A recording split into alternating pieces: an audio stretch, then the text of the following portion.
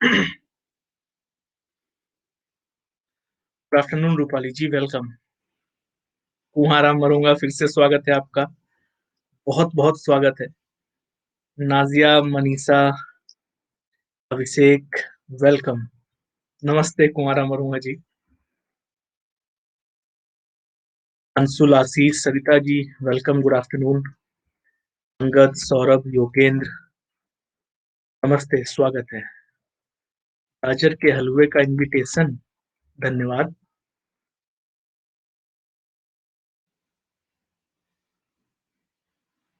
गौरव, Ajay, Nimi, welcome, good afternoon Nimi, Radhe Radhe बच्चा। अंगद, खुश रहो भैया, स्वागत है। खुश रहो गौरव, स्वागत है बच्चा। राजलक्ष्मी, अनुराग, मिस सरोज जी, आपका भी स्वागत है। चलिए, जितने लोग जुड़ गए हैं क्लास से, नमस्ते अनुराग। जितने लोग जुड़ गए हैं क्लास से, स्टार्ट करते हैं बच्चा क्लास। बाकी लोग जुड़ते रहेंगे धीमे धीमे से। तीरथ, अर्जुन, साक्षी, वेलकम, नमस्ते। चलिए, पहले प्रश्न की ओर बढ़ते हैं बच्चा। जो हम लोग एक पैटर्न लेकर के चल रहे हैं, रीजनिंग और रीजनिंग के साथ साथ जीके के कुछ क्वेश्चंस। वो क्वेश्चंस जो लगातार एग्जाम में पूछे जाते हैं या पूछे जा रहे हैं, वैसे क्वेश्चन, स्टैटिक जीके के क्वेश्चन। पहला प्रश्न आप सब लोगों के सामने, निम्न में से कौन सा एक अनुक्रम में नहीं आता है? आपके सामने एक नंबर सीरीज का क्वेश्चन दिया गया है, 2 3 8 65 39 68 करके, और कह ये रहा है कि कौन है इस सीरीज में जो गलत है, कौन इस अनुक्रम में नहीं आता, ये वो आपसे जानना चाहता है। जरा देखो बच्चों और बताओ सही उत्तर क्या आना चाहिए। नमस्ते आनंद, पुष्पा, राहुल रॉय जी, आपका भी स्वागत है। नमस्कार सबका। बताओ जल्दी से, कौन सा इस अनुक्रम में, इस श्रृंखला में नहीं आता, ये वो आपसे जानना चाहता है। ऑप्शन है 5, और फिर 10 से 15 सेकंड में हम लोग चलते हैं पोल पर। 2 3 8 62 और 39 68।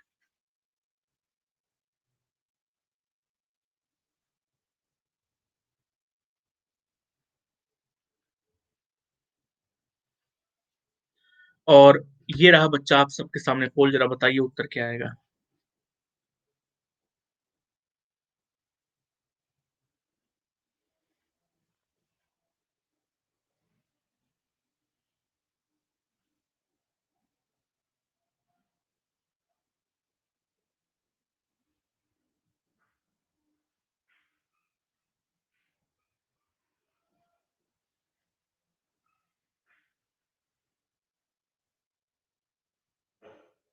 58% लोगों का सही है, बाकी लोगों का गलत है।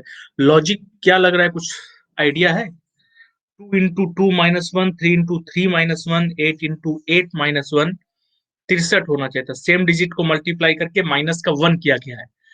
ओके, सेम डिजिट को मल्टीप्लाई करके -1 किया गया है, that means we can say that square करके डिजिट का -1 किया गया है। सेम डिजिट से मल्टीप्लाई करना स्क्वायर ही कहलाता है बच्चा, है कि नहीं?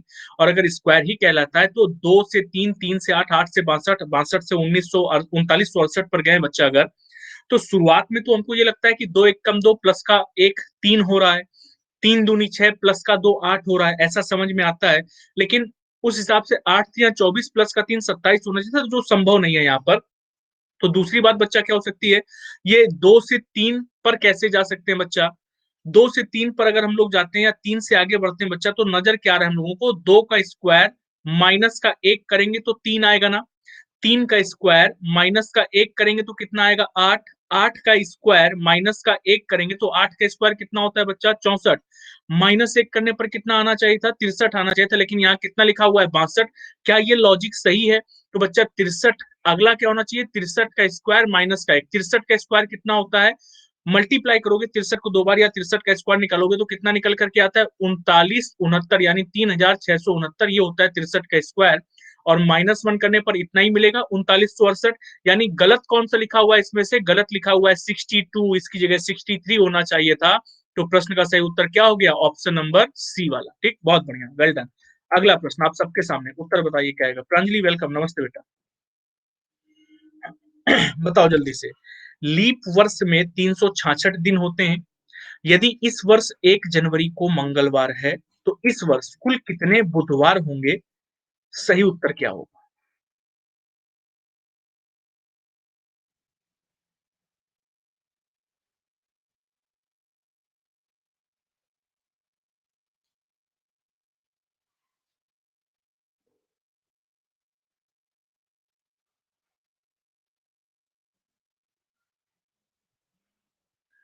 और सिंपल सा प्रश्न है, इसलिए मैं पोल पर चल रहा हूँ इस प्रश्न के। यदि एक इस वर्ष 1 जनवरी को मंगलवार है और वर्ष 366 दिन का है, यानी लीप वर्ष है, तो कुल कितने बुधवार होंगे? ये रहा पोल आप सबके सामने, जरा बताइए क्या उत्तर आना चाहिए।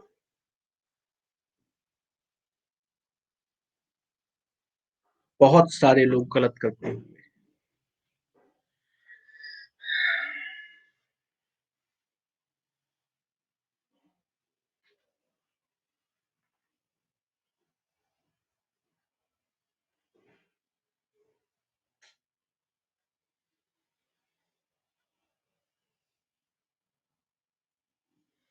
केवल 38% लोगों का सही है, बाकी लोगों का गलत। बच्चा प्रश्न सिंपल होता है, जरा क्या कह रहा है ध्यान से देखो। डी 51 है। ई लगाया था मैंने ऑप्शन पर, 5 ऑप्शन दिए थे। राधे राधे बच्चा। राम जी आपका भी स्वागत है, नमस्ते। देखो बच्चा क्या कह रहा है प्रश्न में, कह रहा है कि लीप वर्ष में 366 दिन होते हैं। हम सबको पता है लीप वर्ष में 366 दिन होते हैं। और कह रहा है यदि लीप वर्ष में, इस लीप वर्ष में 1 जनवरी को कौन सा दिन है? मंगलवार। 1 जनवरी को मंगलवार है, तो इस वर्ष कुल कितने बुधवार होंगे? बच्चा कॉन्सेप्ट क्या होता है, लॉजिक क्या है इसके पीछे? हमारे पास लीप वर्ष में 366 दिन होते हैं, यानी 7 से भाग देने पर हमको एक्स्ट्रा डेज मिलेंगे। आखिरकार हमें जो चाहिए होता है, विषम दिन ही चाहिए होते हैं ना, कैलेंडर के किसी भी प्रश्न में बच्चा हमको अंत में विषम दिन चाहिए होते हैं। 7 का भाग जब हम 366 में करेंगे तो 7 गुना 35 हो जाता है, 1 और 6, 7 दूनी 14 निकल करके आता है। रिमाइंडर कितना बचता है? 2, यानी 52 कुल सप्ताह या 52 पूरे सप्ताह मिलते हैं बच्चे हमको। और अगर 52 पूरा सप्ताह मिलता है तो ये रिमाइंडर कितना बच रहा है? 2, यानी 52 पूरे सप्ताह और 2 अतिरिक्त दिन मिलते हैं। ये 2 अतिरिक्त दिन बच्चा मतलब क्या हुआ? और 52 पूरे सप्ताह का मतलब क्या है? 52 पूरे सप्ताह का मतलब एक सप्ताह में 7 दिन होते हैं, सातों दिन अलग अलग करके आएंगे, यानी 52 पूरे सप्ताह का मतलब हो गया कि 52 बुधवार तो मिलेगा ही मिलेगा। 52 बुधवार मिलेगा ही मिलेगा। प्लस ये जो 2 अतिरिक्त दिन है बच्चा, अगर वर्ष 1 जनवरी को मंगलवार से शुरू हो रहा है, ठीक है, अगर वर्ष 1 जनवरी मंगलवार को शुरू हो रहा है तो बच्चा मंगलवार भी 52 पड़ेंगे, ठीक है। और मंगलवार जब खत्म हो जाएंगे 52, तो ये 2 एक्स्ट्रा दिन बच्चा शुरुआत कहां से होगा? मंगलवार से शुरुआत होगा कि नहीं? यानी इन 2 एक्स्ट्रा दिनों में हमको एक बार मिलेगा मंगलवार, और एक और मंगलवार के आगे क्या मिल जाएगा? बुधवार। यानी 52 बुधवार ये प्लस 1 बुधवार ये भी हमको मिलेगा। तो बच्चा कुल बुधवार कितने मिल जाएंगे? 53। क्या 53 का कहीं ऑप्शन दिया गया है? नहीं। तो प्रश्न का उत्तर क्या लगा देंगे? इनमें से कोई नहीं, 53 बुधवार सही उत्तर आना चाहिए था। समझ आ गया? गुड आफ्टरनून गाजर का हलवा जी। चलिए, बहुत सिंपल सा प्रश्न था।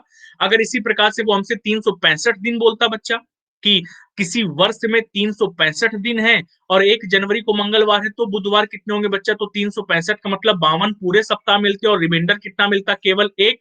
यानी अब हमारे सामने कितने बुधवार होते? केवल 52 बुधवार ही होते, 52 से अधिक बुधवार नहीं होते, ठीक है। अगला प्रश्न, उत्तर बताइए जरा क्या आएगा। निम्नलिखित प्रश्न एक पासा पर आधारित है जो अलग अलग तरीकों से 1 से 6 तक दिए गए हैं, ठीक है।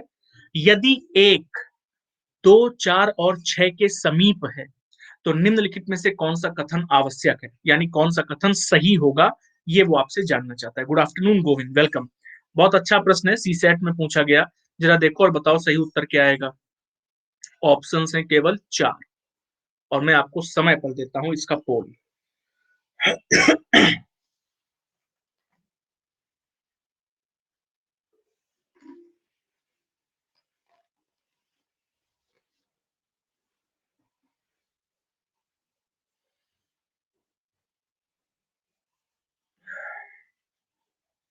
और ये रहा इस प्रश्न का पोल आप सब लोगों के सामने। डाइस चैप्टर में मैंने जो बेसिक्स बताए हैं आप लोगों को, केवल उन्हीं पर आधारित प्रश्न है, एक्स्ट्रा कुछ नहीं करना।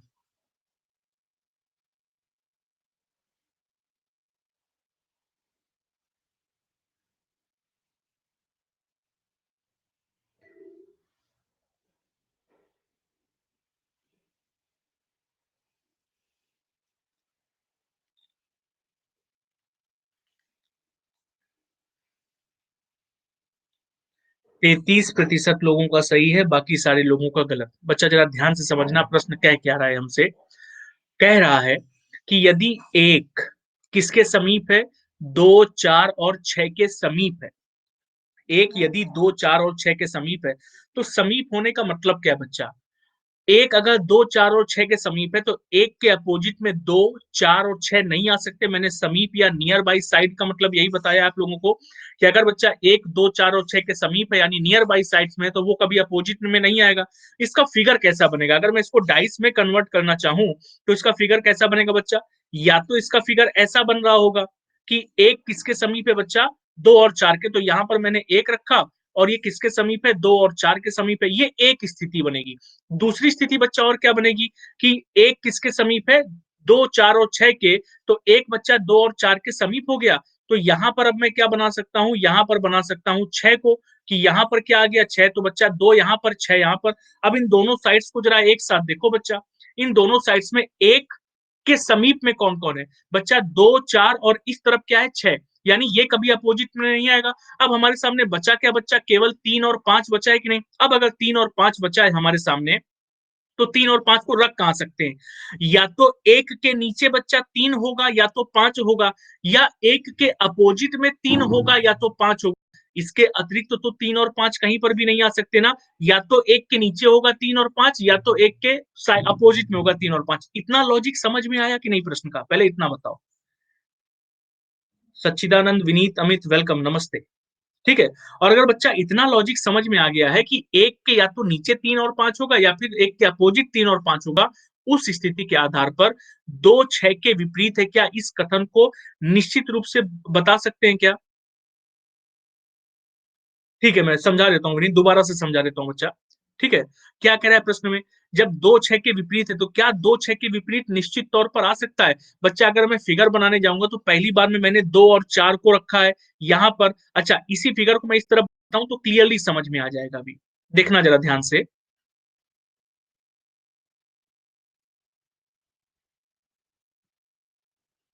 ये बच्चा मैंने फिगर बनाया हुआ है। ठीक है। ये एक है, ये दो है, और यहां पर क्या है बच्चा? 4 है। जरा इन दोनों फिगर को बच्चा ध्यान से देखो। एक के ऊपर 2 है, साइड में लेफ्ट साइड पर 6 है। एक के ऊपर 2 है, लेफ्ट साइड में 4 है। बच्चा अभी तो हमको 4 के अपोजिट में 6 नजर आ रहा है, लेकिन मैं इसको चेंज करके ऐसे भी तो लिख सकता हूं कि मैं 2 को यहां पर बनाऊं, मैं 4 को यहां पर बनाऊं, तो मैं 4 को यहां पर बनाऊं और 6 को यहां पर। तो बच्चा 2, 6 के विपरीत आ भी सकता है, नहीं भी आ सकता है। आवश्यक नहीं है कि निश्चित तौर पर आएगा ही आएगा। यानी पहला वाला इस प्रश्न का उत्तर कतई नहीं हो सकता। 3 और 5 की बात कर रहे थे बच्चा। अच्छा, हमारे सामने केवल 1 से 6 तक ही पासे दिए गए हैं, और 1 से 6 तक के पासे में बच्चा 1, 2, 4 और 6 निकल चुका। तो बच्चा कितना? केवल 3 और 5 बच्चा। जगह कहां पर बची बच्चा? एक के ऊपर, एक के लेफ्ट में, एक के राइट में, सब जगह जगह ऑक्यूपाइड है ना। तो या तो 3 कहां आएगा? एक के नीचे, या तो 3 कहां आएगा बच्चा? एक के अपोजिट। लेकिन 5 भी तो आ सकता है ना। और अगर 5 की बात करें बच्चा तो 3, 5 यहां पर भी आ सकता है, 3 और 5 यहां पर भी आ सकता है। तो 3 और 5 अगर एक साथ आ सकते हैं तो बच्चा क्या एक 3 के समीप होगा? क्या एक 3 के समीप होगा? निश्चित तौर पर नहीं बोल सकते। एक हो सकता है नीचे हो 3 के, ठीक है, तो बच्चा समीप होगा, लेकिन अपोजिट भी हो सकता है, तो निश्चित तौर पर नहीं बोला जा सकता। ये भी ऑप्शन क्या हो गया आपका? गलत। ठीक। 3, 5 के विपरीत होगा क्या? नहीं बच्चा, 3 और 5 को मैं किसी भी पोजीशन पर रखूंगा, 3 और 5 एक दूसरे के विपरीत नहीं आएंगे। कहां आएंगे? हमेशा समीप आएंगे, यानी नियर बाई साइड्स में आएंगे। ये हमारे प्रश्न का उत्तर बन जाएगा, ऑप्शन नंबर सी वाला। समझ आया कि नहीं आया? समझ आया कि नहीं? कैसे किया था? विनीत, डाइस कैसे बनाया बच्चा? जब वो हमसे बोल रहा है 1, 2 और 4 6 के समीप है, यानी एक वाला जो संख्या है वो किसके किसके समीप है? 2 के भी, 4 के भी और 6 के भी। तो बच्चा अगर 1, 2, 4 और 6 तीनों के समीप है तो कैसे बनाओगे फिगर इसका? मेरे सामने एक जगह 1 आ गया बच्चा, और यहां पर मैं क्या बना सकता हूं? किसके समीप है? 2 के, 4 के, 6 के, तो 2 उसके साइड में होगा, 4 उसके साइड में होगा, 6 के साइड में होगा। बच्चा अपोजिट नहीं जा सकते। तो यहां पर किसको बना दिया मैंने? फिर से एक डाइस को बना दिया। ये डाइस में बच्चा यहाँ 6, यहाँ 2 और यहाँ पर एक साइड में आएगा, कभी भी अपोजिट नहीं आ सकता। ये डाइस का खेल था यहाँ पर। क्लियर है? अगले प्रश्न पर बढ़े बच्चा हम लोग। बढ़िया प्रश्न था ये। चलो अगला प्रश्न ये रहा आप सबके सामने, उत्तर बताओ क्या आएगा।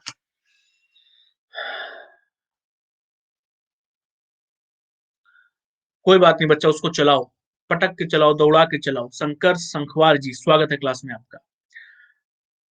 ये प्रश्न है अनुच्छेद वाले।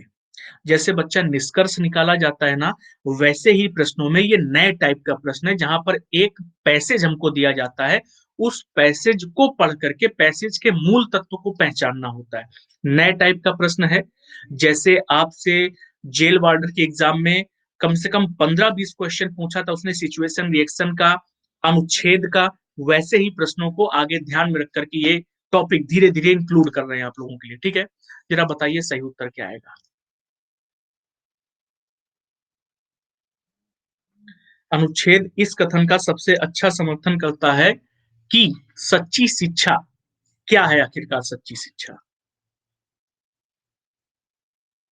पढ़ने के लिए पूरा टाइम दे रहे हैं, सोचने के लिए पूरा टाइम दे रहे हैं, आराम से देंगे इसका पोल।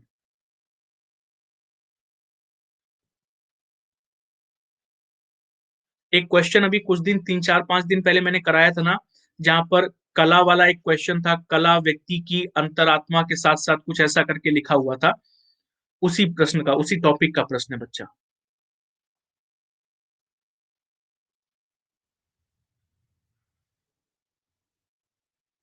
ठीक है जी, आपकी ये बात अमरनाथ सर तक पहुंचा देंगे हम, फिर आप उनसे निपटिएगा। इस प्रश्न का पोल ये रहा आप सबके सामने, उत्तर बताइए।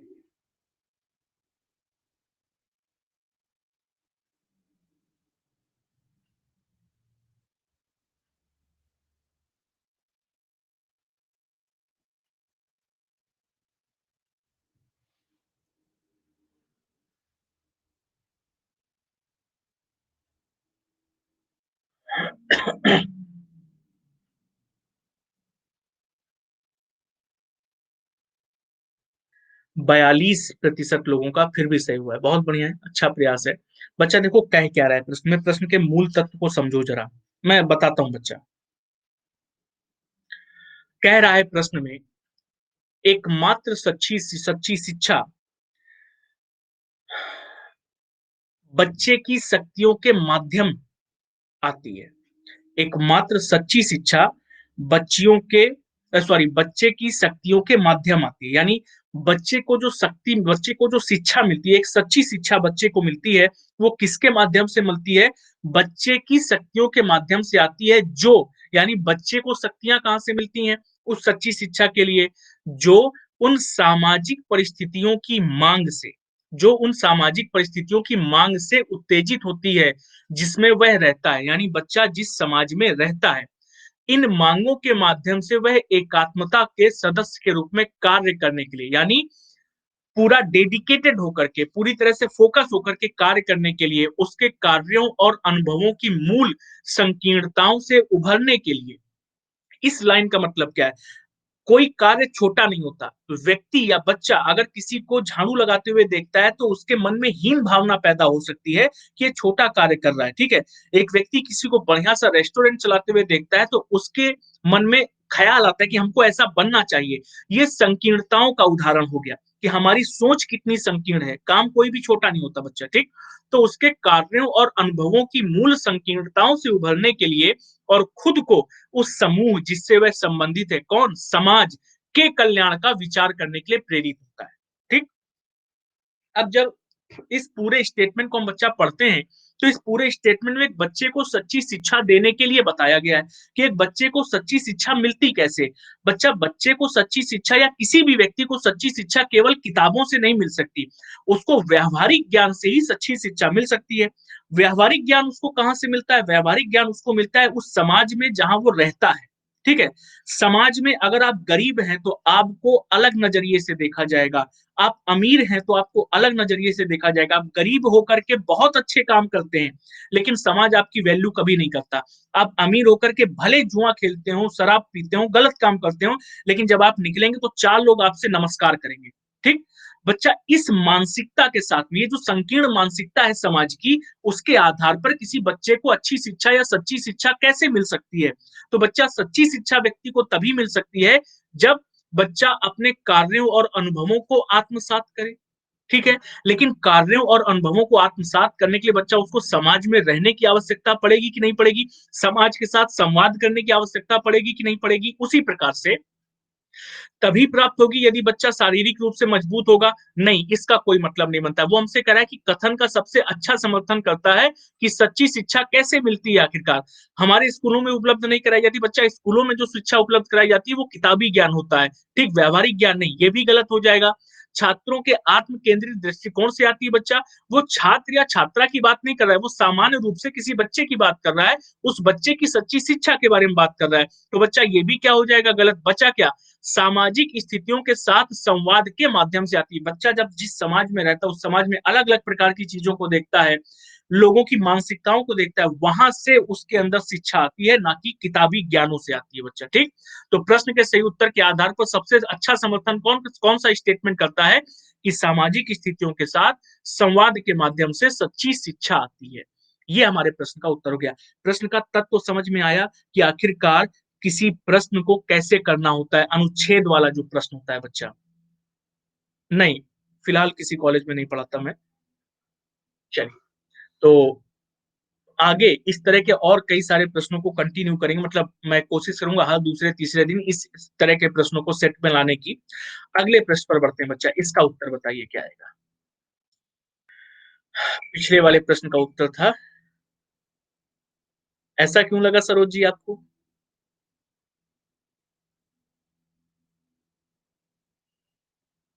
सप्ताहांत का मतलब होता है बच्चा सप्ताह का अंत, संधि विच्छेद करोगे बनता है सप्ताह अंत, यानी जो सप्ताह के अंत के दिन होते हैं, जैसे फ्राइडे, सैटरडे, संडे, ये सप्ताह के अंत के दिन होते हैं बच्चा।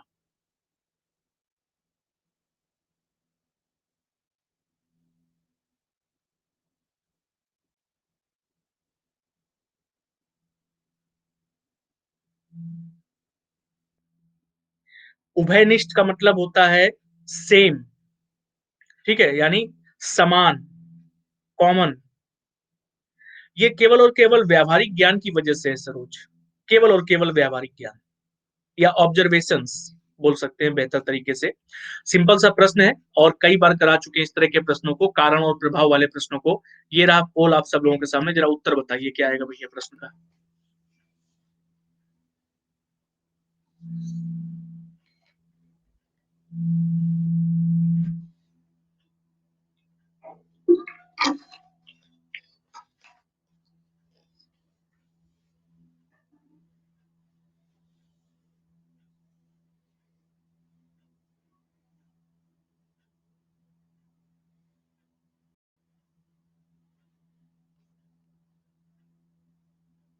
38%। बहुत बहुत धन्यवाद सरोज जी। देखो मैं आप लोगों को बार बार बोलता रहता हूं कि अपने आप को प्रिपेयर करो लॉजिकल रीजनिंग के लिए, ठीक है। उत्तर प्रदेश सरकार ने जो लास्ट एग्जाम करवाया है, वनडे एग्जाम्स की अगर मैं बात करूं, वो कराया है बच्चा जेल वार्डर का, और जेल वार्डर के 75 क्वेश्चंस में से 25 क्वेश्चंस या 22 से 25 क्वेश्चंस केवल और केवल लॉजिकल रीजनिंग के अंदर से पूछे गए हैं। तो अगर आपको रीजनिंग में एग्जाम को क्लियर करना है तो रीजनिंग में लॉजिकल रीजनिंग का अच्छा होना बहुत जरूरी है। अगर लॉजिकल रीजनिंग अच्छी नहीं होगी बच्चा, तो फिर समस्याएं बहुत कठिन हो जाएंगी आपके लिए, मैं सच बता रहा हूँ। आगे जो एग्जाम होना है बच्चा, आने आने वाला एग्जाम कौन सा है आपका, फॉरेस्ट गार्ड का, 4 अप्रैल को शायद उसका एग्जाम तिथि निर्धारित हुई है। 60 क्वेश्चन आने, 60 क्वेश्चन फॉरेस्ट गार्ड वाले में, 60 में से निश्चित तौर पर 15 से 20 क्वेश्चन केवल और केवल आपको लॉजिकल रीजनिंग से मिलेंगे, निश्चित तौर पर मिलेंगे। क्या कह रहा है प्रश्न, जरा ध्यान से देखते हैं बच्चा। कह रहा है कि दो कथन दिए गए, कथन एक और दो, ठीक है। और अगर कथन एक और दो दिए गए तो इन दोनों कथनों के बीच कारण और प्रभाव का संबंध हो सकता है। कारण और प्रभाव का संबंध का मतलब बच्चा क्या, दोनों कथन एक समान कारण या स्वतंत्र कारण का प्रभाव हो सकते हैं, या दोनों कथन बिना किसी संबंध के स्वतंत्र कारण हो सकते हैं, ये उसने हमको बताया।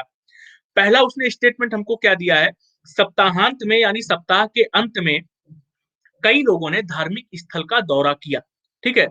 कई लोगों ने सप्ताह के अंत में धार्मिक स्थल का दौरा किया, ये पहला स्टेटमेंट है। दूसरा स्टेटमेंट है सप्ताह के दिनों में कुछ लोगों ने धार्मिक स्थल का दौरा किया।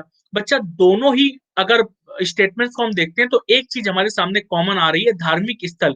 कुछ व्यक्तियों ने सप्ताह के अंत में धार्मिक स्थल का दौरा किया, और कुछ लोगों ने सप्ताह के दिनों में यानी मंडे से लेकर के फ्राइडे तक जो वर्किंग डेज होते हैं उन दिनों में, सप्ताह में क्या किया, धार्मिक स्थलों का दौरा किया। तो बच्चा धार्मिक स्थलों का दौरा पहले में भी किया गया, दूसरे में भी किया गया, कोई ना कोई तो कारण रहा होगा धार्मिक स्थलों का दौरा करने का। हो सकता है कोई त्योहार ऐसा हो, या हो सकता है किसी कारणवश व्यक्ति, अलग अलग कारण हो सकते हैं, लेकिन किसी कारणवश ही वो लोग धार्मिक स्थल जाएंगे, ऐसे तो व्यक्ति जाता नहीं सम्मान के साथ। है कि नहीं? तो कोई ना कोई कारण रहा होगा, कोई फंक्शन होगा, कोई त्योहार होगा या किसी प्रकार की कोई और कोई कारण होगा जिसके आधार पर व्यक्ति कहाँ पर गए? धार्मिक स्थलों का दौरा किए। तो बच्चा पहला वाला भी क्या है? केवल और केवल प्रभाव है।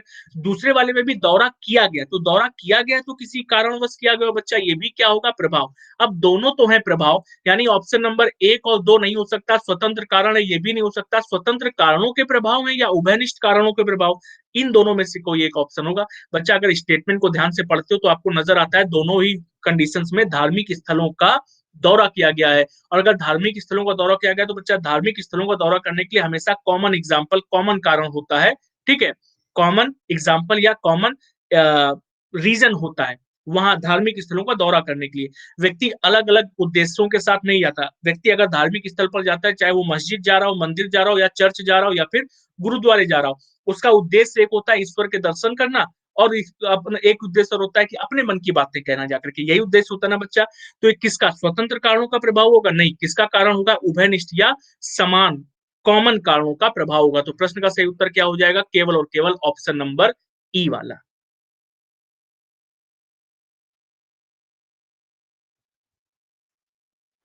अच्छा, सेकंड वाले में दौर लिखा हुआ था। ओके, चलिए, तो ये समझ आ गया कि नहीं आ गया? अगर दूसरे में यात्रा कहता तो बच्चा सप्ताह के कुछ दिनों में कुछ लोगों ने सप्ताह के दिनों में सॉरी कुछ लोगों ने धार्मिक यात्राएं की। तो धार्मिक यात्रा की बच्चा, तो धार्मिक यात्रा भी करेगा कहां पर? अंत में तो जाकर के धार्मिक स्थल पर ही पहुंचेगा ना, धार्मिक यात्रा में भी। तो धार्मिक शब्द यहाँ पर दोनों जगह पर कॉमन है हम लोगों के सामने। धार्मिक स्थल का दौरा करना या धार्मिक स्थल की यात्रा करना या धार्मिक यात्रा करना, दोनों एक जैसे कारणों के समान आते हैं बच्चा, ठीक है?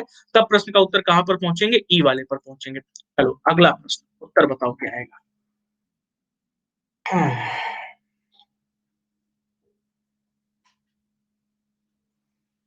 क्या आएगा इस प्रश्न का सही उत्तर? किसी सांकेतिक भाषा में SIPORA को बुक स्थिक TINARARE बैग इज हैवी। अच्छा, तुम लोग इसको ऐसे नहीं पढ़ते होगे ना कभी भी, तुम लोग हमेशा इसको ऐसे ही पढ़ते होगे। किसी सांकेतिक भाषा में सिपोरे का अर्थ है बुक स्थिक, टिनारे का अर्थ है बैग इज हैवी करके।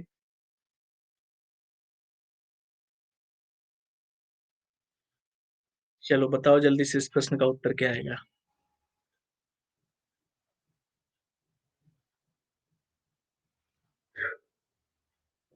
और ये रहा आप सबके सामने पोल, उत्तर बताइए।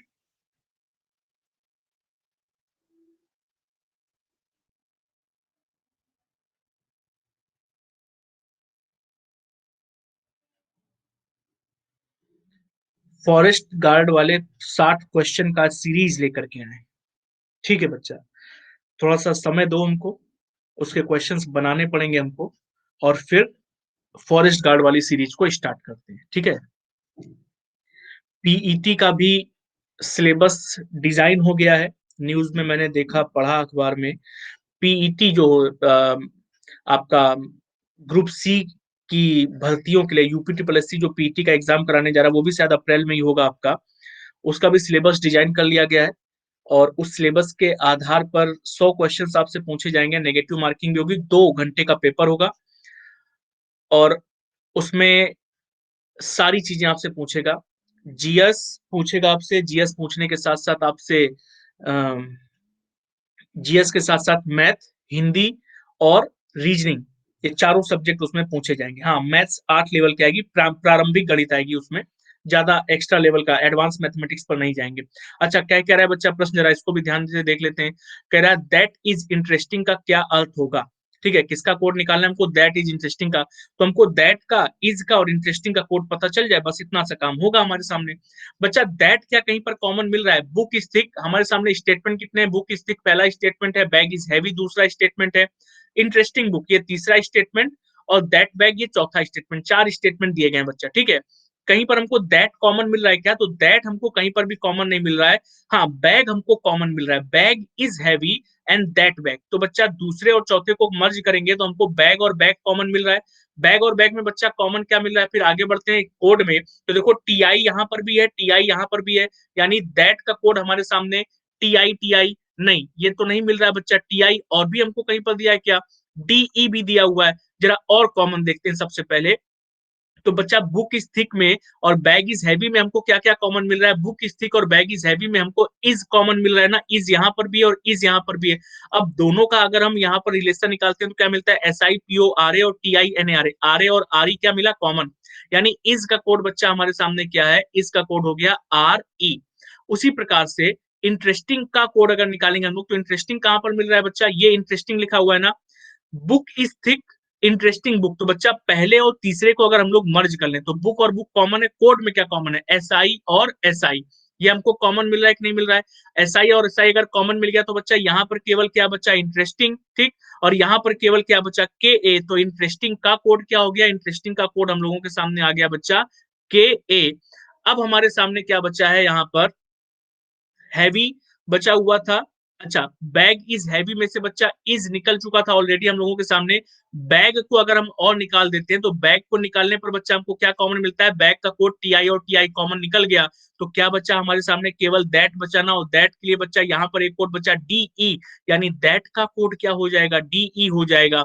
तो जो उसने हमसे शब्द पूछा था दैट इज इंटरेस्टिंग, तीनों का बच्चा कोड मिल गया ना, दैट का भी, इंटरेस्टिंग का भी, इस का भी। क्या? KADERE कहां पर नजर आ रहा है? ऑप्शन नंबर सी पे नजर आ रहा है। KADERE प्रश्न का सही उत्तर ऑप्शन नंबर सी वाला हो जाएगा। कम लोगों का सही था। समझ आ गया कि नहीं आ गया बच्चा? ओके शिवानी, स्वागत है, नमस्ते बच्चा। अगला प्रश्न ये रहा आप सब लोगों के, जब तक ढूंढा तब तक पोल चला गया। अच्छा, इस प्रश्न का उत्तर बताओ भैया सब लोग।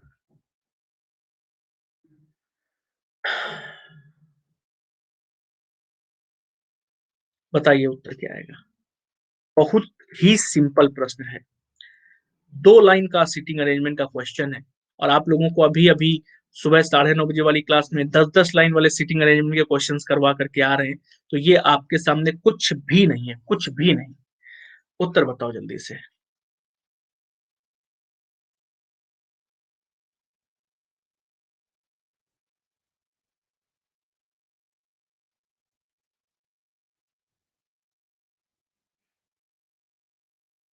ओके शिवानी, कोई बात नहीं बच्चा।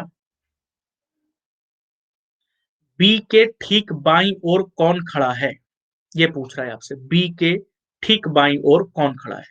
और ये रहा आप सबके सामने इस प्रश्न का पोल में देने जा रहा हूं 10 से 15 सेकंड में। प्रश्न सिंपल है, कठिन बिल्कुल नहीं है।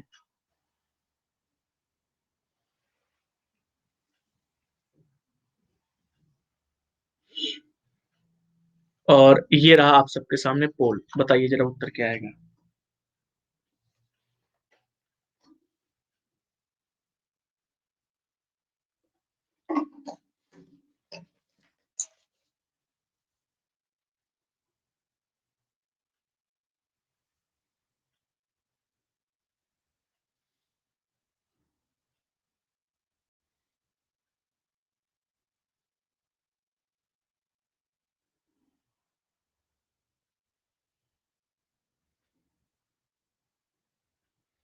हम्म,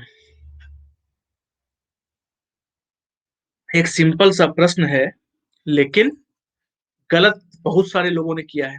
केवल 32% लोगों का सही। भैया जरा ध्यान से देखना क्या आएगा प्रश्न का उत्तर।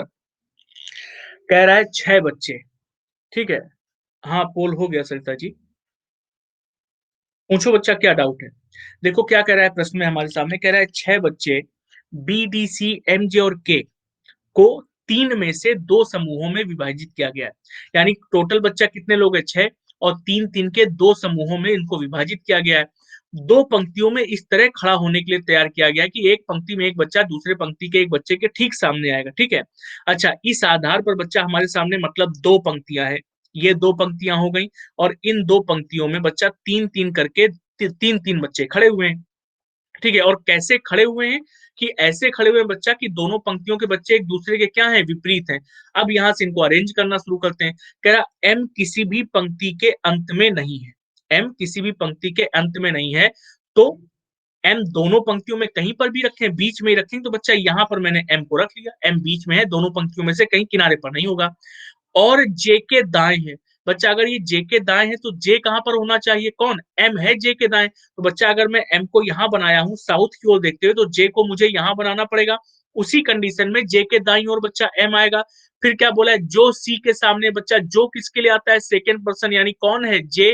तो जे किसके सामने है बच्चा, सी के, तो जे सामने हो गया सी के। फिर क्या बोला है, के डी के बाएं है। के किसके बाएं है बच्चा, डी के बाएं है। अच्छा, के अगर डी के बाएं है तो ये दोनों हमेशा एक साथ रहेंगे क्या, ऊपर वाली पंक्ति में जा सकते हैं, नहीं, नीचे वाली पंक्ति में आएंगे। कहां पर, के डी के बाएं है, तो बच्चा यहाँ पर अगर मैं डी को बनाऊंगा तभी उसके बाईं ओर के आएगा कि नहीं आएगा। अच्छा, यहाँ पर अगर के आया तो बचा कौन हमारे सामने, केवल और केवल बी। इस आधार पर उसने कहा बी के ठीक बाएं कौन खड़ा है। बच्चा बी कहाँ देख रहा है, नीचे साउथ की ओर, ये इसका राइट होगा, ये इसका लेफ्ट, बी के बाएं कौन खड़ा हुआ है, एम। तो प्रश्न का सही उत्तर आ जाएगा कि बी के ठीक बाएं पर एम खड़ा हुआ है। इतना सिंपल सा प्रश्न था, लेकिन केवल 32% लोगों का सही था, बाकी सबका गलत था। भैया समझ आ गया है ना कि इतने सिंपल से प्रश्न को कैसे करना था आखिरकार। ठीक है, चलो अगला प्रश्न, इसका उत्तर बताओ जरा क्या आएगा। फिर से बेहतरीन प्रश्न है, आराम से करना, हड़बड़ी मत करना, अच्छा प्रश्न है क्योंकि।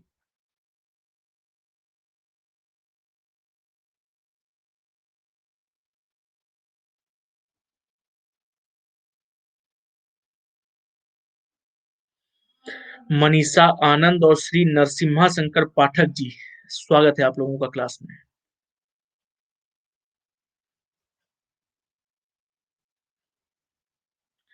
मस्त क्वेश्चन है ये, अच्छे से करना।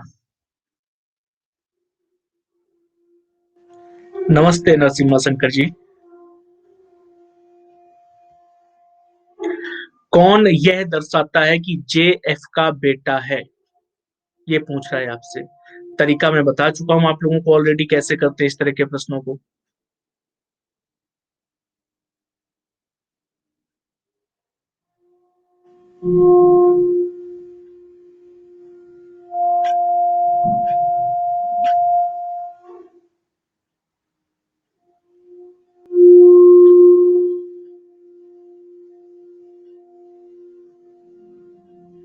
ये रहा पोल आप सबके सामने, उत्तर बताओ जरा।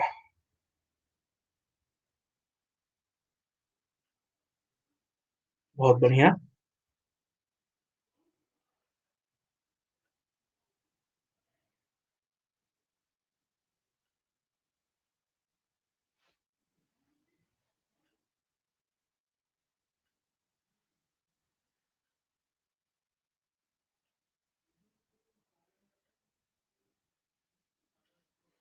50% के ऊपर लोगों ने आंसर किया, मैं एक्सपेक्ट नहीं कर रहा था, लेकिन बढ़िया प्रदर्शन है, क्योंकि प्रश्न अच्छा है। क्या कह रहा है बच्चा, प्रश्न में जरा ध्यान से देखते हैं। चार स्टेटमेंट दिए गए हैं, पी क्रॉस क्यू का अर्थ है पिता, माइनस का बहन, डॉलर की माँ और डिवाइड का भाई। फिर कह रहा है कौन दर्शाता है कि जे एफ का बेटा है। तो मैंने एक शॉर्ट ट्रिक बताई है आप लोगों को कि इस तरह के प्रश्नों को आखिरकार करना कैसे चाहिए, क्योंकि तीन ऑप्शन है बच्चा, तीन स्टेटमेंट सॉरी इक्वेशन है हमारे सामने। अगर हम नॉर्मल तरीके से करेंगे तो हमको तीनों का ही क्या करना पड़ेगा बच्चा, हमको फैमिली ट्री बनाना पड़ेगा। लेकिन तीनों का फैमिली ट्री बनाना थोड़ा सा कंडीशन हैवी करेगा क्वेश्चन को, तीनों का नहीं बना सकते, जरूरत पड़ी तो किसी एक का या दो का बनाएंगे। ठीक है, अच्छा कह क्या रहा है बच्चा, अगर फिर जरूरत पड़ी इसलिए बनाना चाहते हैं तो उस कंडीशन में क्या करेंगे, शॉर्ट ट्रिक जो मैंने आप लोगों को बताई उस पर चलेंगे। कह रहा है जे एफ का बेटा है तो बच्चा जे का जेंडर क्या हुआ, मेल। ठीक है, अगर जे एफ का बेटा है तो जे का जेंडर मेल हुआ। मेल के लिए बच्चा कितने ऑप्शन है हमारे सामने, मेल के लिए हमारे सामने ऑप्शन है पिता का और भाई का। पिता किसको इंडिकेट कर रहा है, क्रॉस को और डिवाइड को, यानी बच्चा मेल को इंडिकेट करने वाले दो ऑप्शन है हमारे सामने, कौन कौन से, या तो क्रॉस है या फिर डिवाइड है। अगला काम क्या करेंगे, चेक कर लेंगे जाकर के इक्वेशन में कहां के बाद, जे के बाद हमको या तो क्रॉस या डिवाइड मिल रहा है। बच्चा पहले वाले ऑप्शन में जे के बाद डिवाइड मिल रहा है, इसको फर्दर चेक करना पड़ेगा। ये दूसरे वाले ऑप्शन में जे के बाद प्लस मिल रहा है, गलत, ये कभी भी हमारे प्रश्न का सही उत्तर नहीं हो सकता। इस ट्रिक की खासियत क्या है, गलत उत्तर को तुरंत एलिमिनेट कर देता है बच्चा। यहाँ पर भी जे के बाद डिवाइड मिल रहा है, इसको भी चेक करना पड़ेगा। अब इनको कैसे चेक करेंगे, इन दोनों में से सही उत्तर कौन सा है बच्चा। ठीक है, तो उसने कहा है जे एफ का बेटा है, तो बच्चा जे अगर एफ का बेटा है तो बेटे के लिए जनरेशन गैप होती कितना है, केवल और केवल एक। बेटा बेटी माता पिता इन सब के लिए जनरेशन गैप एक होता है। जरा जे और एफ के बीच जनरेशन गैप है, ये पता कर लेते हैं चल करके। बच्चा ये जे लिखा हुआ है, ये एफ लिखा हुआ है, बीच में आर और टी जो आ रहे हैं उनसे मतलब नहीं है, मतलब किसे, ये जो सिंबल बने हुए हैं इनसे मतलब है। बच्चा डिवाइड का मतलब क्या है, भाई, भाई के लिए जनरेशन गैप कितना होता है, शून्य। माइनस का मतलब क्या है, बहन, बहन के लिए जनरेशन गैप शून्य। क्रॉस का मतलब क्या है, पिता, और पिता के लिए जनरेशन गैप कितना होता है, 1। बच्चा अगर जनरेशन गैप हमारे सामने 0 0 1 है, सबको जोड़ोगे 0 + 0 + 1 कितना निकल करके आएगा, 1 निकल करके आया जनरेशन गैप।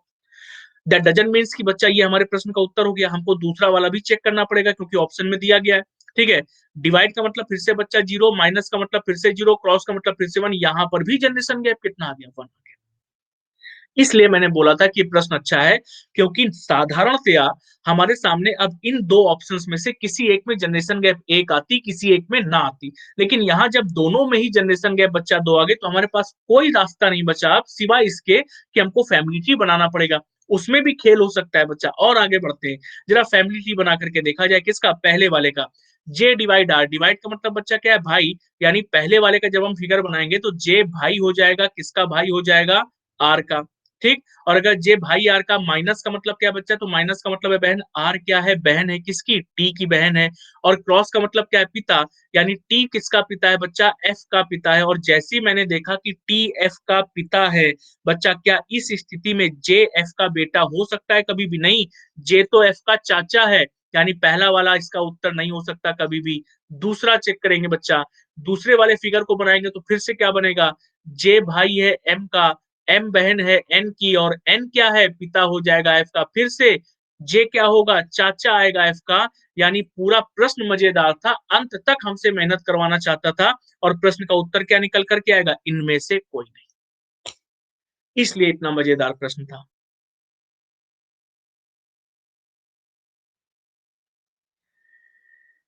अच्छा, क्वेश्चन ऐसे अरेंज करें कि लॉजिकल क्वेश्चन बाद में हो, लेकिन जानबूझ करके उनको बीच में इसलिए रखते हैं बच्चा, क्योंकि एग्जाम में भी हमारे सामने रीजनिंग में कोई भी प्रश्न कहीं पर भी आ सकता है, तो हमको मानसिक रूप से उस तरह से प्रिपेयर होना चाहिए, है कि नहीं। मैं समझ रहा हूँ कि पूरे दिमाग का सिस्टम हिल जाता है, समझ रहा हूँ, लेकिन बच्चा इसी को बेहतर करना है मनीषा हम लोगों को। ठीक है, क्योंकि एग्जाम के टाइम पर भी हमारे सामने स्थिति क्या होगी, कि हमारे सामने स्थिति ये होगी कि बीच में कहीं पर भी अगर बच्चा एग्जाम के टाइम पर हमारे सामने लॉजिकल का प्रश्न आ गया, ठीक, और लॉजिकल का प्रश्न अगर बीच में क्या आ गया, हम उसके लिए तैयार नहीं, हमारी आदत है कि हम उसको अंतिम में करना चाहते हैं। ठीक है, अच्छा, अच्छा, आज हनुमान प्रसाद जी आए हैं का, लगातार 7 क्वेश्चन गलत, ओफो। मैं समझ सकता हूँ, लेकिन मनीषा निश्चिंत रहो, मैं आपको उस लेवल पर प्रिपेयर कर दूंगा कि आपके सामने लॉजिकल रीजनिंग का क्वेश्चन पहले आए या बीच में या आखिरी में, आप धज्जियां उड़ाने में समर्थ हो जाएंगे। हम प्रिपेयर कर लेंगे आपको, हमको विश्वास है। अगले प्रश्न में बढ़ते हैं बच्चा, इस प्रश्न का सही उत्तर क्या आया, ऑप्शन नंबर ई वाला। अगला उत्तर बताओ, प्रश्न का सही उत्तर क्या आएगा।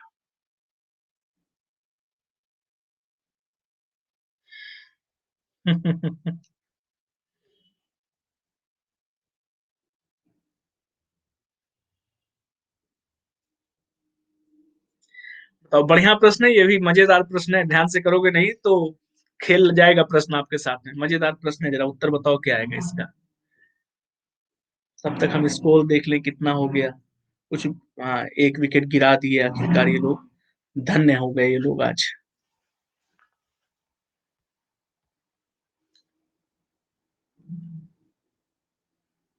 बताइए इस प्रश्न का सही उत्तर क्या आएगा।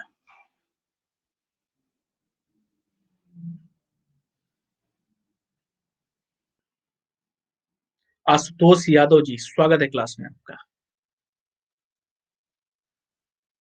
और इस प्रश्न के बच्चा पोल पर चल रहे हैं। काउंसिल पीटीरेक्स से जिस प्रकार संबंधित है, उसी प्रकार गाइडेंस किससे संबंधित होगा, ये वो आपसे जानना चाहता है। ठीक है बच्चा, वेट कर ले रहे, पानी पी ले रहे तब तक।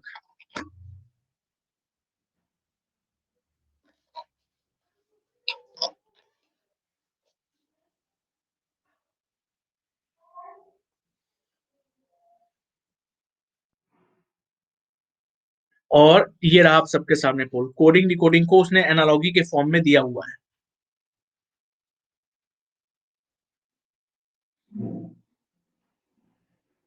कोडिंग डिकोडिंग को एनालॉगी के फॉर्म में।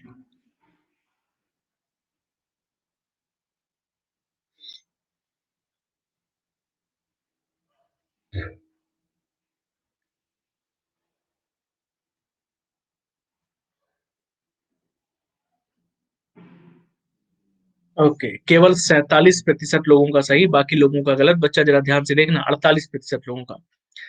बहुत बढ़िया, मैंने देखा आपका नाम। क्या कह रहा है बच्चा प्रश्न में, जरा ध्यान से देखो। काउंसिल को किससे संबंधित किया गया है, बीटीरैक से, तो गाइडेंस को किससे संबंधित करेंगे। मैंने सिंपली एक तरीका बताया बच्चा, जहां कहीं भी आपको केवल अक्षर अक्षर नजर आए, वहां पर आंख बंद करके अल्फाबेटिकल सीरीज के कॉन्सेप्ट को लगाओ, अल्फाबेटिकल सीरीज की प्लेस वैल्यूज को लगाओ, आपको आंसर नाचते हुए नजर आ जाएगा। सेम काम करना है बच्चा। जरा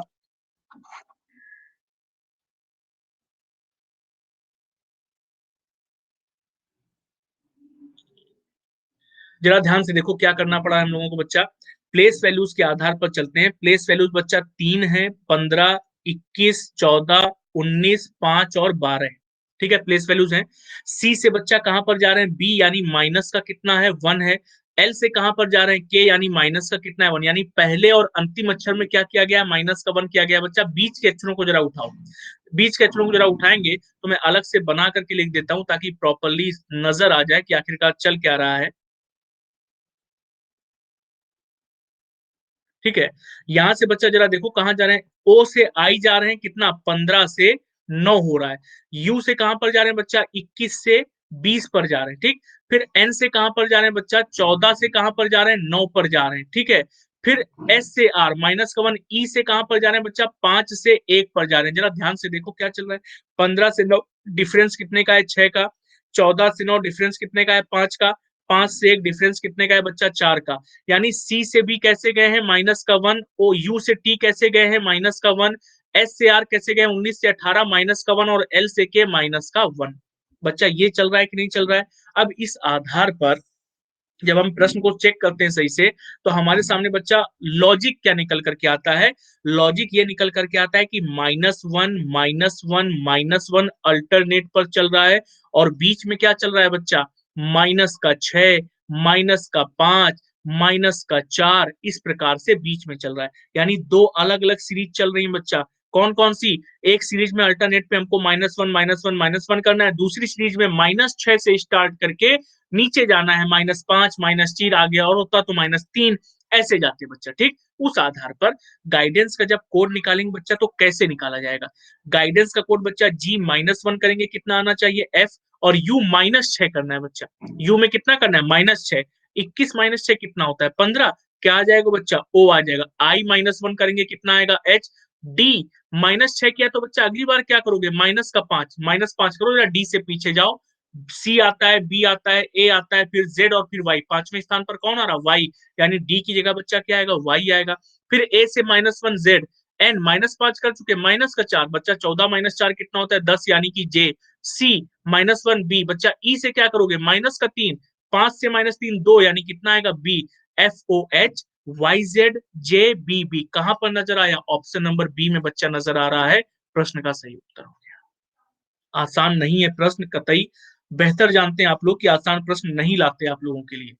ठीक है, तो बच्चा प्रश्न का सही उत्तर क्या हो जाएगा, ऑप्शन नंबर बी वाला हो जाएगा। ये रहा अगला प्रश्न आप सब लोगों के सामने, उत्तर बताइए। आसान आसान प्रश्न करने से बच्चा कोई मतलब नहीं बनता है, कोई फायदा नहीं है हमको कि हम आसान आसान प्रश्नों को सॉल्व करते रहें, एग्जाम में जब आएंगे ही नहीं, है कि नहीं। इसका उत्तर बताइए क्या आएगा।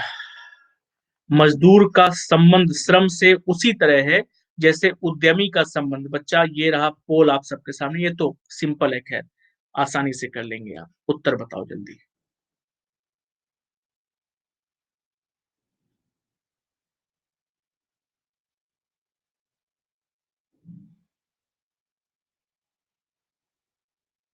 लॉजिक लेकिन पूछेंगे हम।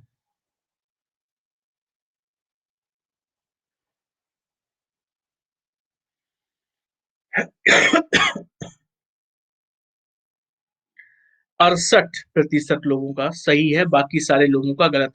भैया लॉजिक क्या है।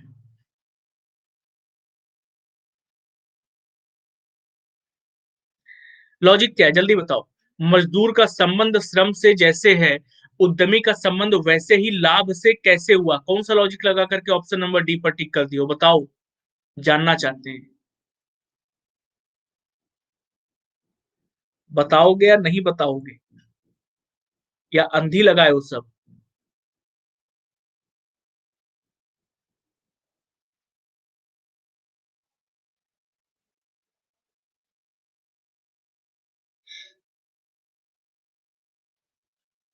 यही सबसे रेलेवेंट लगा।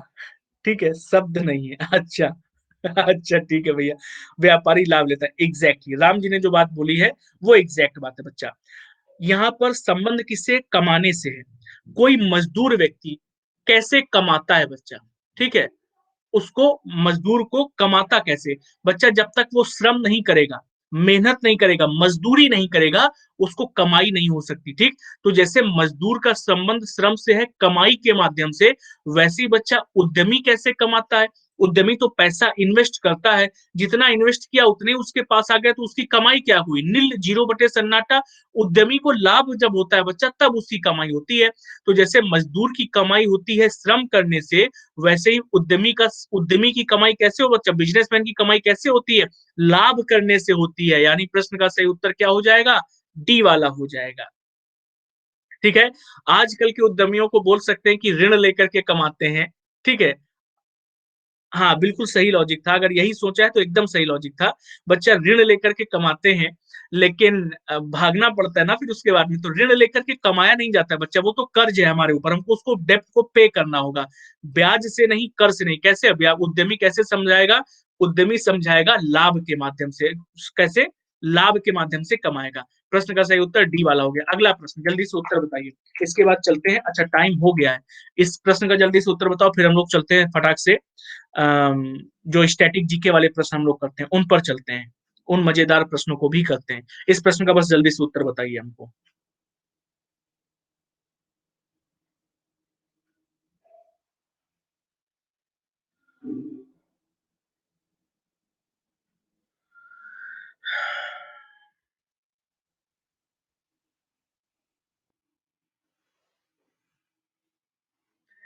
आनंद, प्रियंका, वेलकम। और ये रहा इस प्रश्न का पोल आप सब लोगों के सामने, बताइए जरा उत्तर क्या आएगा।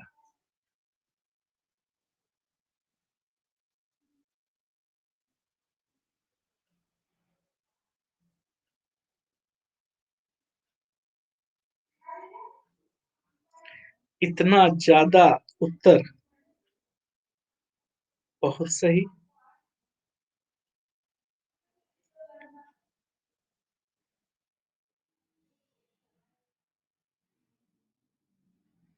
हाँ,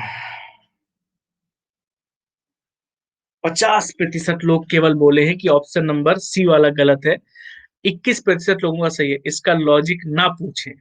ठीक है, हम लॉजिक नहीं पूछ रहे हैं, हम लॉजिक खुद बताए दे रहे हैं इस प्रश्न का। भैया चल क्या रहा है जरा ध्यान से देखो।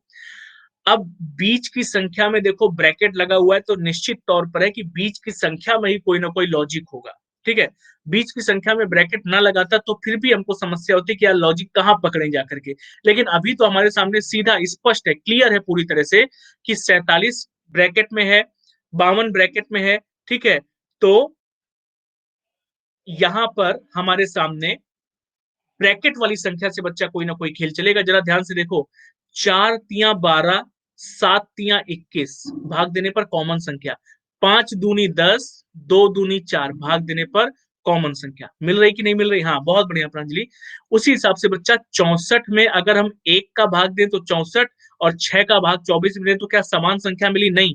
40 वाला तो संभव ही नहीं है। 62 में बच्चा 6 भाग देंगे जब, तो बच्चा कितना, क्या कटेगा पूरा पूरा, नहीं कटेगा। और अगर नहीं कटेगा बच्चा तो ये भी गलत है। 83 को जरा रखो बीच में, जब बच्चा 83 को रखोगे तो अठी अठी 64 और 3 अठे 24, मिल जाएगा ना 8। यानी भाग देने पर बीच वाली संख्याओं से हमको कॉमन नंबर मिल रहा है बच्चा, 4 तिया 12, 7 तिया 21, 5 दूनी 10, 2 दूनी 4, 8 अठी 64 और 3 अठी 24, 24 सॉरी। यानी प्रश्न का सही उत्तर क्या आएगा, 83 आएगा।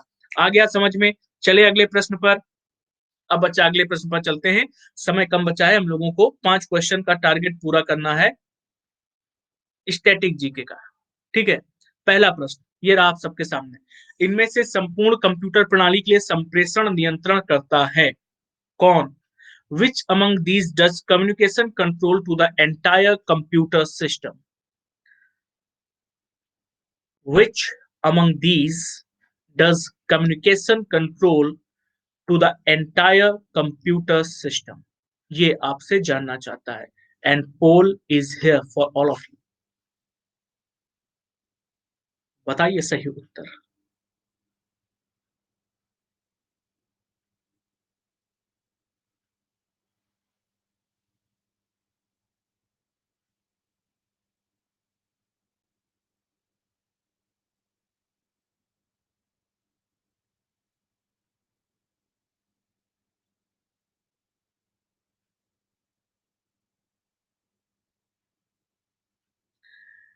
38% जो लोग प्रोसेसर पर गए बच्चा, ये गलत आंसर है। प्रोसेसर बिल्कुल ही, क्या कह रहा है बच्चा प्रश्न में जरा ध्यान से देखो।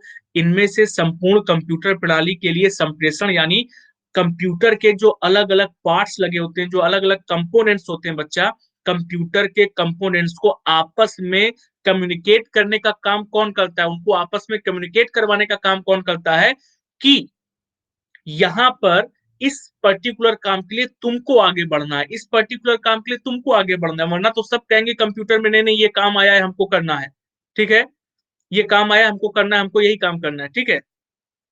ओके, तो भैया उस आधार पर जरा ध्यान से समझो। हाँ बस मैं जल्दी से खत्म करता हूँ।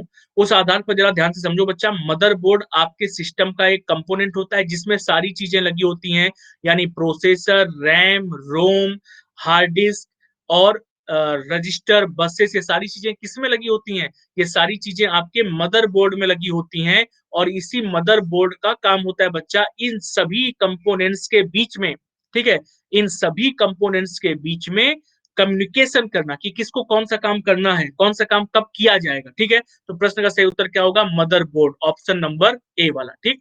अगला प्रश्न, वी द पीपल के लेखक कौन है? वी द पीपल के लेखक कौन है? बुक है, बहुत फेमस बुक है वी द पीपल, अक्सर पूछा गया है, और बुक से भी, आथर एंड बुक से भी क्वेश्चंस आपके एग्जाम में आते रहते हैं। उसी को ध्यान में रखते हुए ये भी एक सीरीज स्टार्ट है, बीच बीच में एक बुक और ऑथर वाली क्वेश्चंस भी आपके सामने मिलते रहे।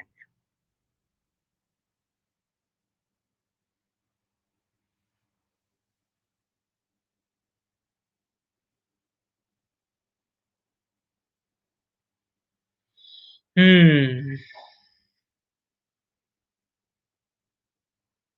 38-43% लोगों का सही है, हाँ, प्रियम्बल के बारे में।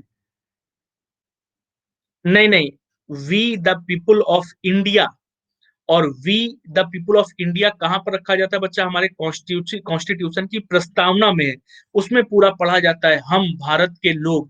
वी द पीपुल एक पुस्तक है जिसके लेखक हैं नानी पालखी वाला, ठीक है, नानी पालखी वाला इसके पुस्तक के लेखक हैं।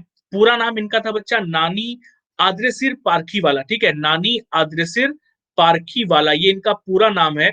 और बहुत ही प्रसिद्ध लेखक थे, ये बुक बहुत ही प्रसिद्ध बुक है। इसी सम्मान में 2004 में बच्चा इनके नाम पर डाक टिकट भी जारी किया गया था, ठीक है। और बहुत ही फेमस फेमस इकोनॉमिस्ट रह चुके हैं ये इंडिया के, और इकोनॉमिस्ट के साथ साथ ज्यूरिस्ट भी रह चुके हैं, यानी न्यायविद भी थे बच्चा, गरीबों को न्याय दिलाने का काम करते थे, ठीक है, इकोनॉमिस्ट भी थे, और साथ ही साथ वी द पीपुल पुस्तक के लेखक भी थे। 2004 में इनके बीच, इनके ऊपर डाक टिकट जारी किया गया था, ठीक है। हाँ, वी द पीपुल के बारे में जब बच्चा उन्होंने बुक लिखी थी, तो उन्होंने प्रियम्बल के प्रस्तावना को ही ध्यान में रख करके ये बुक लिखी हुई थी, ठीक है, वी द पीपुल।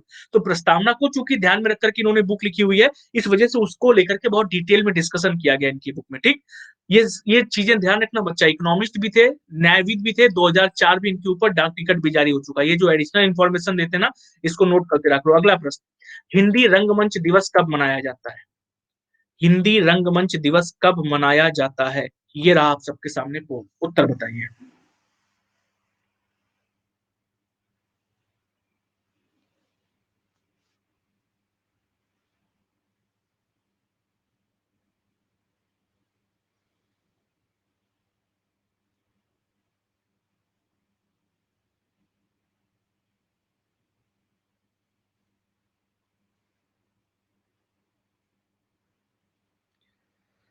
हम्म 23%। सही उत्तर पर चलते हैं बच्चा। स्टोरी भी बताएं भाई अर्जुन, हमारे सामने आने वाला हर एक क्वेश्चन स्टोरी के साथ आता है। इतना तो आप लोग जान ही गए होंगे पिछले कुछ दिनों में कि हम लोग जो 5 क्वेश्चन करते हैं इस चीज के, जीके के, उसके पीछे की कहानी आपको पता होती है, और यही यूएसपी है, यही हमारा अच्छा, हमको ये चीज अच्छी लगती है कि उसके डिटेल पता होने चाहिए। बच्चा, हिंदी रंगमंच दिवस कब मनाया जाता है? 3 अप्रैल को मनाया जाता है। हिंदी रंगमंच दिवस 3 अप्रैल को मनाया जाता है। जितने लोग 27 मार्च पर गए बच्चा, 27 मार्च को विश्व रंगमंच दिवस मनाया जाता है। विश्व रंगमंच दिवस मनाया जाता है 27 मार्च को, और हिंदी रंगमंच दिवस मनाया जाता है 3 अप्रैल को। ठीक है। रामचंद्र शुक्ल की एक किताब है हिंदी साहित्य का विकास। ठीक है। रामचंद्र शुक्ल जी की किताब हिंदी साहित्य का विकास के अनुसार पहला नाटक बनारस के रॉयल थिएटर में शीतला प्रसाद त्रिपाठी का नाटक था जानकी मंगल। ठीक है। शीतला प्रसाद त्रिपाठी जी का नाटक था जानकी मंगल, जिसका मंचन किया गया था 3 अप्रैल 1868 को बनारस के रॉयल थिएटर में। उसी दिन से या उसी दिन के आधार पर, चूंकि भारत में पहले नाटक का मंचन उसी दिन किया गया था 1868 में, उस दिन को हिंदी रंगमंच दिवस के रूप में मनाया जाता है। ध्यान आया? क्लियर हो गया ना? ये थी बच्चा इसके पीछे की स्टोरी। इसलिए बच्चा 3 अप्रैल को हिंदी रंगमंच दिवस मनाते हैं, और विश्व रंगमंच दिवस कब मनाते हैं? 27 मार्च को मनाते हैं। ठीक है। चलिए अगला प्रश्न, भारत में सबसे लंबी दूरी तय करने वाली रेल कौन सी है? उत्तर बताओ। भारत में सबसे लंबी दूरी तय करने वाली रेल कौन सी है? और ये रहा आप सबके सामने पोल, उत्तर बताइए।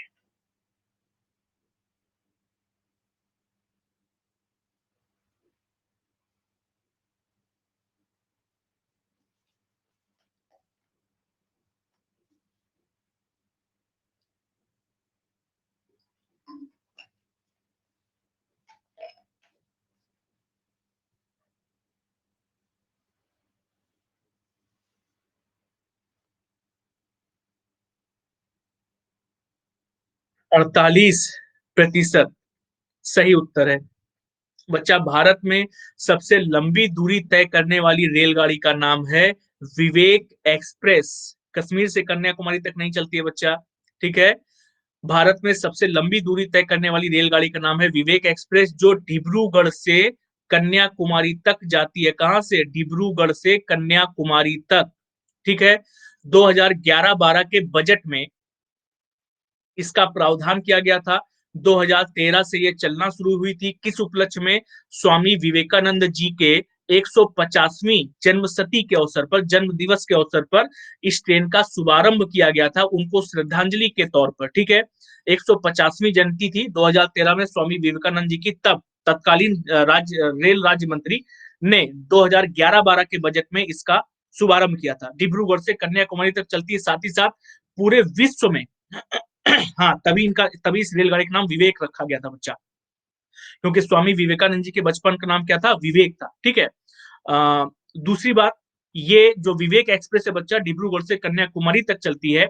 ये दुनिया का 9वां सबसे लंबा रेल मार्ग है। दुनिया का सबसे अपने स्वामी विवेकानंद का नाम वहां नरेंद्र नाथ दत्त था, विवेकानंद के नाम से ये विवेक मालगाड़ी सॉरी रेलगाड़ी का नाम रखा गया था। ठीक है।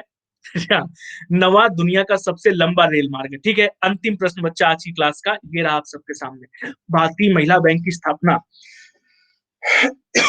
कब हुई थी? भारतीय महिला बैंक की स्थापना कब हुई थी? कोई संबंध न बच्चा, हमको इसके बारे में अधिक जानकारी नहीं, कन्याकुमारी से क्या संबंध उनका, लेकिन उनके उपलक्ष्य में, उनकी वर्ष जयंती के उपलक्ष्य में ही बच्चा इस रेलगाड़ी को शुभारंभ किया गया था।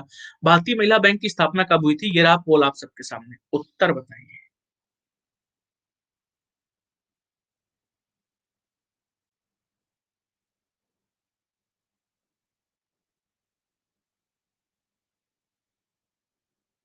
सच बताएं, हमको मजा आने लगा है तुम लोगों को जीके पढ़ाने में।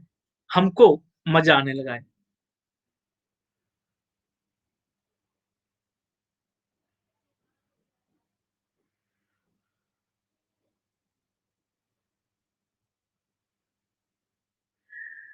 19 नवंबर 2013 को भारतीय महिला बैंक की स्थापना हुई थी। इंदिरा गांधी जी की 96 96वीं बर्थ सेंचुरी जो थी। ठीक है। 19 नवंबर 2013 को स्थापना हुई थी भारतीय महिला बैंक की। इंदिरा गांधी जी के 96 वर्ष जन्म के उसके अवसर पर इसका शुभारंभ किया गया था। महिला सशक्तिकरण के तौर पर इसको देखा गया था। तो 2013-19 नवंबर में इसकी स्थापना हुई, लेकिन 2017 यानी 1 अप्रैल 2017 को उठा करके स्टेट बैंक ऑफ इंडिया में मर्ज कर दिया गया। काम खत्म। खत्म कर दिया गया फिर से भारतीय महिला बैंक को 2017 में, जब मर्जर हुआ इसका एसबीआई के साथ में। ठीक है, ये था बच्चा आज की क्लास आप सब लोगों के सामने। मैं देखता हूँ बच्चा क्या है, और शाम 6:30 बजे वापस से मुलाकात करेंगे प्लस वाली क्लास पे। ठीक है, 6:30 से 8 प्लस वाली क्लास पे। टॉपिक होगा आपका पजल। ठीक, और ये रहा आपके सामने इस आज का लीडर बोर्ड। 16 क्वेश्चन किए हम लोगों ने, 14 सही हैं, कुंवारा मरूंगा के। इसके बाद फिर 10, 9, 8, 7 खराब परफॉर्मेंस है, खराब परफॉर्मेंस नहीं। 16 में से कम 12 क्वेश्चन सही होने चाहिए थे। कुंवारा मरूंगा क्या अच्छा परफॉर्मेंस है, बाकी सबको थोड़ा सा और मेहनत करने की जरूरत है। चलो अच्छा, आज की क्लास को यहीं पर करते हैं खत्म। बाकी लोगों को आ, मुला हमारा अमर सर का क्लास चल रहा होगा ना?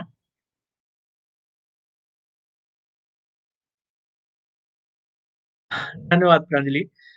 चलिए खत्म करते हैं आज की क्लास को बच्चा, वापस से मुलाकात करते हैं शाम 6:30 बजे। Thank you so much everyone, take care and have a good day. Thank you.